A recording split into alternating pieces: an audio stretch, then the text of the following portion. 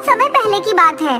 विमला नाम की एक औरत अपनी बेटी संगीता के साथ कड़कड़ाती ठंड में सड़क के किनारे बैठी हुई है और सर्दी से कांप रही है। पता नहीं ये भगवान कौन से कर्मों की सजा दे रहा है हमें। ना जाने कहां से तेरे पिता को शराब की लत लग गई और सर पर इतना कर्जा चढ़ाकर खुद तो इस दुनिया से चले गए, पर हमें छोड़ गए कर्ज उतारने के लिए। उनका कर्ज उतारते उतारते सब कुछ बिक गया और हम सड़क पर आ गए। हौसला रखो माँ, वह दिन नहीं रहे तो यह भी नहीं रहेंगे। सुख और दुख दोनों जीवन के अंग है। अगर सुबह होती है तो रात भी आती है, सब ठीक हो जाएगा। मैं हूँ ना, तुम हौसला रखो। यही तो बात है बेटी, अब मेरी तो उम्र हो गई, पता नहीं कब भगवान का बुलावा आ जाए। लेकिन तुम्हारे सामने तो सारी जिंदगी पड़ी है, क्या सारी जिंदगी ऐसे सड़क पर गुजारोगी? इस सर्दी में भी हम सड़क के किनारे बैठे हुए ठंड से कांप रहे हैं और कोई भी सगा संबंधी हमें पूछने नहीं आ रहा। माँ, तुमने ही तो मुझे समझाया है कि यह दुनिया चढ़ते सूरज को सलाम करती है और अभी तो हमारा अस्त का समय चल रहा है, तो हमें पूछने कोई क्यों आएगा? लेकिन तुम चिंता मत करो, हमारा समय जरूर बदलेगा। भगवान को हम पे भी आज नहीं तो कल दया आ ही जाएगी। वह रात संगीता और विमला किसी तरह सड़क के किनारे कुछ अलाव जला के पेड़ के नीचे गुजारते हैं और सुबह उठकर आसपास के घरों में काम की तलाश में निकलते हैं। वहाँ उन्हें एक सेठ का घर दिखता है, वो उनके यहाँ काम मांगने जाते हैं।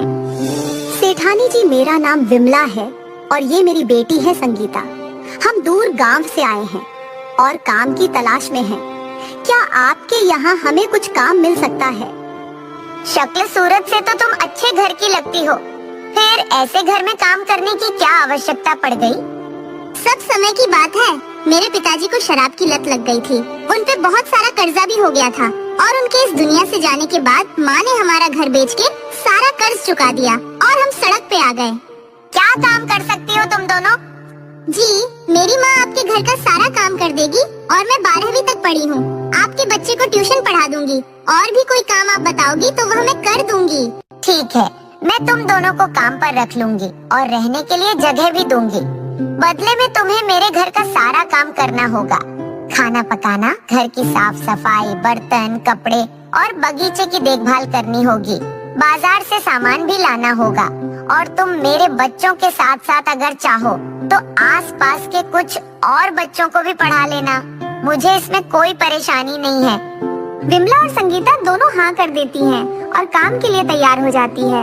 इस तरह उन्हें सिर छुपाने के लिए छत और आमदनी का जरिया मिल जाता है।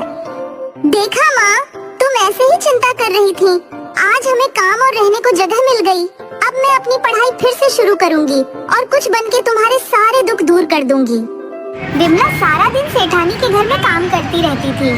सेठानी भी उसके काम से खुश रहती थी और संगीता सेठानी के साथ साथ उनके मोहल्ले के कुछ और बच्चों को पढ़ाने लगी। संगीता बहुत समझदार थी, वो अपनी कमाई में से कुछ पैसे की बचत भी करती थी। ऐसे ही कई महीने बीत गए। माँ, मैं अपनी पढ़ाई फिर से शुरू करना चाहती हूँ, पढ़ लिख कर कुछ बनना चाहती हूँ। लेकिन पढ़ाई फिर से शुरू करने के लिए तो बहुत से पैसे चाहिए, वो हम कहाँ से लाएंगे?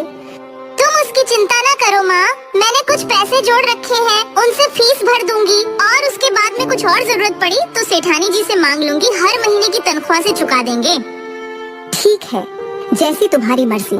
मेरा आशीर्वाद और दुआएं हमेशा तुम्हारे साथ है। संगीता सुबह बच्चों को पढ़ाती और रात को अपनी पढ़ाई करती। संगीता दिन रात खूब मेहनत करती थी और अपनी माँ के लिए कुछ बनने की उसकी लगन कामयाब हुई और एक दिन वह आईएएस अफसर बन जाती है और आकर अपनी माँ को सैल्यूट करती है। चलो माँ, आज से यह काम धाम सब बंद। बहुत मेहनत कर ली तुमने, अब तुम अपने घर में चलो और सारी जिंदगी आराम से रहो। भगवान ने हमारी सुन ली और हमारे दिन भी बदल दिए। संगीता अपनी माँ विमला को लेकर वहाँ से चली जाती है। दोस्तों, संगीता की तरह अगर हम में भी अपने किसी भी लक्ष्य को पाने का जज्बा, हौसला, लगन है तो हम वह